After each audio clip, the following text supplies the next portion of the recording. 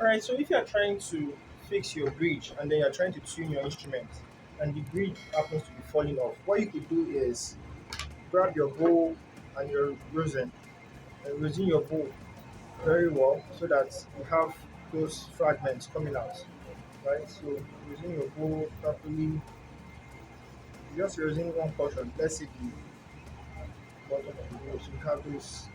So once you have those dots, then to rub it beneath your bridge like this. So you have those, I don't know if you can see those dusty particles coming off so that this becomes your, the bottom of your bow becomes, you have those fragments on your bridge, right? And so it will stick.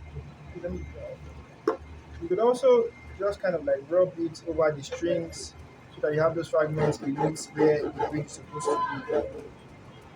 Just like put your bow under your bridge, that part where the bridge is supposed to be. At the middle of the air hole. So you can see I have that whitish particle. Yeah. So then I'll fix my bridge now. The lower part goes to the E string.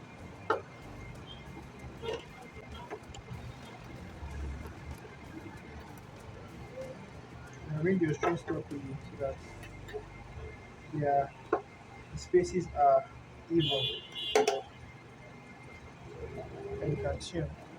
Start tuning on my A string. So now you have your violin all tuned and you're breathing another folder because it tends to stick there because of the fragments of resin you have under the bridge, right?